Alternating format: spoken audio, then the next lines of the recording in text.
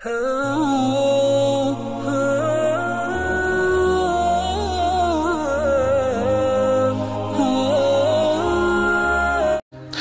वालेकुम दोस्तों, कैसे हो? उम्मीद है कि सब खैरियत से होंगे।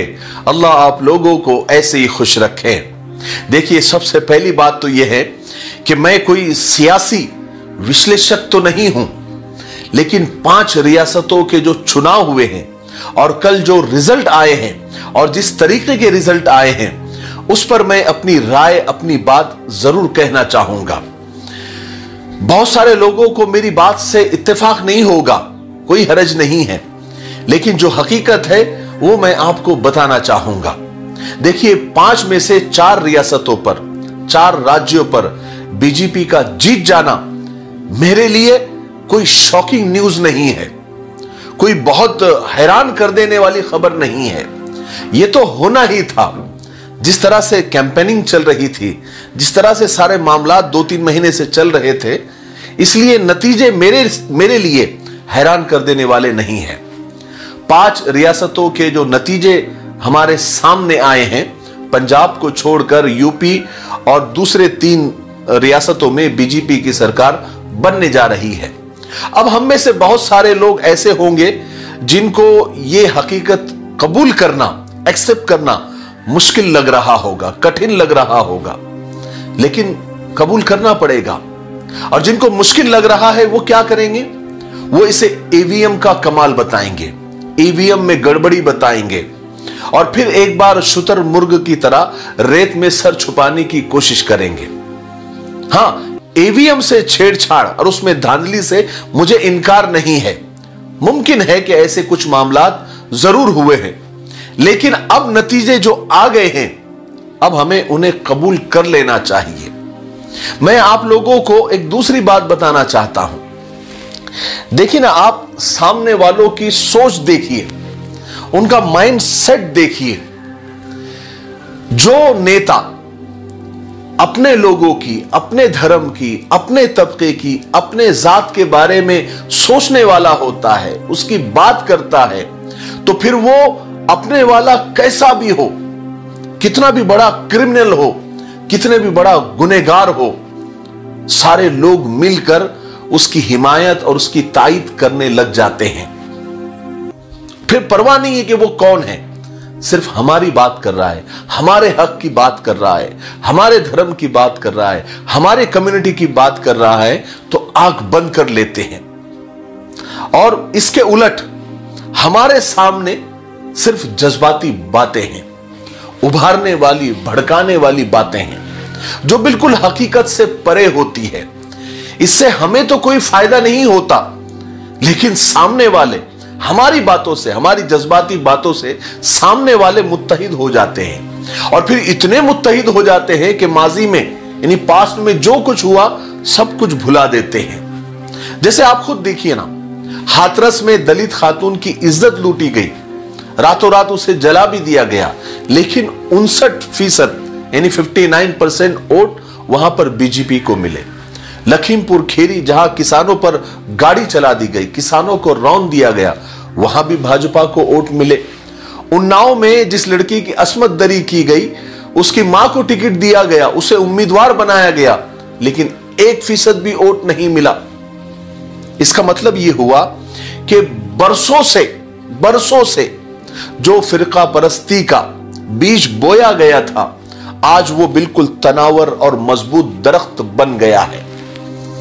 और अब इस सोच के आगे, इस फिरका परस्ती और नफरत की सोच के आगे, तरक्की, महंगाई, बेरोजगारी, नाइंसाफी अब कोई माना नहीं रखती। इसलिए नतीजे मेरे लिए हैरान कुन नहीं है, शॉकिंग नहीं है। और अब मैं आपको बताऊं एक बात, इन नतीजों से और इस इलेक्शन से खुलकर सामने आ गई है कि जब भी हम लोग एक होकर, मुत्तहिद होकर बीजेपी को हराने की कोशिश करते हैं, इसका पूरा फायदा बीजेपी को होता है। बीजेपी वाले इस बात को सामने वालों के सामने जरा अलग ढंग से पेश करते हैं, दूसरी तरफ अलग अंदाज से पेश करते हैं। और इससे क्या होता है कि वो जो वोटर है वो लामहला उनकी तरफ लौट जाते हैं और उन्हीं को वोट करते हैं। जब जब भी इलेक्शन और इंतखाबात सेकुलरिज्म बमुकाबला फिरका परस्ती यानी हिंदू और मुसलमान के मुद्दे पर, हिंदू और मुसलमान के उन्वान पर होंगे, फायदा हमेशा बीजेपी को ही होगा। यह आप लिख कर लेना। इसलिए अब इस मुद्दे से, हिंदू मुसलमान के उन्वान से हमें गुरेज करना होगा, बचना होगा। मुनासिब यह है कि इलेक्शन के औकात में अपनी कौम के नाम पर बेजा उछल कूद न करते हुए किसी अच्छे सेकुलर जीतने वाले उम्मीदवार को वोट दे दिया जाए। और इस बात का इजहार, इस ख्याल का इजहार बड़े बड़े उलमाए किराम ने इलेक्शन से पहले और इलेक्शन के दौरान किया था। हमारी पार्टी, हमारी क़ियादत, हमारा उम्मीदवार, बातें तो बहुत अच्छी है और बहुत उम्मीद अफजा भी है, मीठी मीठी भी है, लेकिन यह वक्त उसका नहीं है। इससे फायदा तो कुछ नहीं होता, लेकिन सामने पोलराइजेशन करवाकर हम बीजेपी को फायदा जरूर पहुंचा देते हैं। आखिरी बात, यूपी के मुसलमानों ने इस वक्त मुत्तहिद होकर समाजवादी पार्टी को वोट दिया है। इस बार मुसलमान तकसीम नहीं हुआ है।